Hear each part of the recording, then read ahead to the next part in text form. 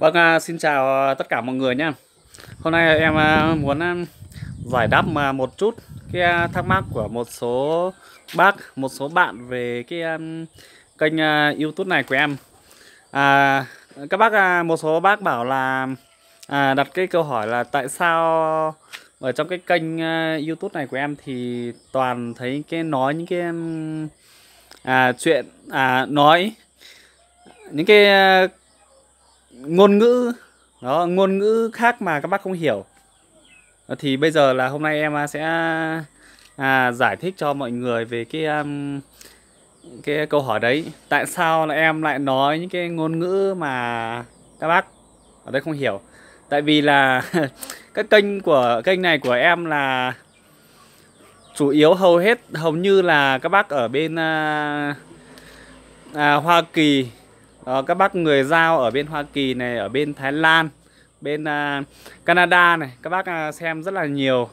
Và cho nên là em không muốn lẫn lộn giữa cái ngôn ngữ tiếng Việt với cái ngôn ngữ dân tộc Dao.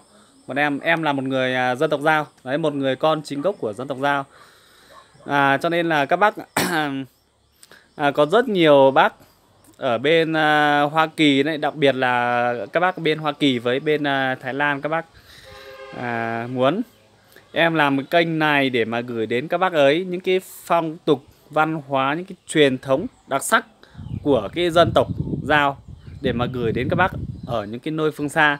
Tại vì là cùng dân tộc ngày xưa bọn em là gốc gác là từ bên Trung Quốc sang di cư cách đây khoảng nghe các bác bảo là cách đây khoảng 400-500 năm rồi. Đấy, thì cái lúc đấy là mỗi người đi một nhánh.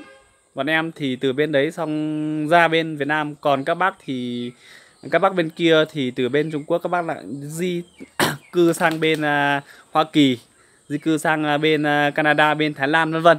Đó, thì các bác muốn em làm cái kênh này chủ yếu là để cho các bác xem, mình hợp thức hóa, mình xem là những cái ngôn ngữ này, những cái từ ngữ của dân tộc xem nó có giống nhau không, giống nhau ở bên kia nói bên này thì có nghe được không.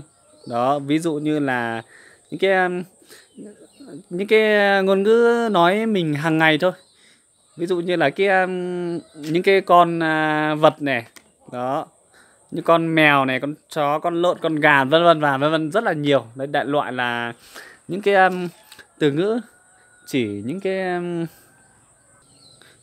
cái con vật này, hoặc là rất là nhiều, đại loại là hầu hết là những cái ngôn ngữ dân tộc. Đấy, cho nên là em làm cái kênh này chủ yếu là phục vụ cho các bác ấy. Ngoài ra thì ở trong Việt Nam mình thì cũng có rất là nhiều người dân tộc Dao, thì em muốn hướng đến cho mọi người để xem những cái văn hóa truyền thống của tất cả mọi người.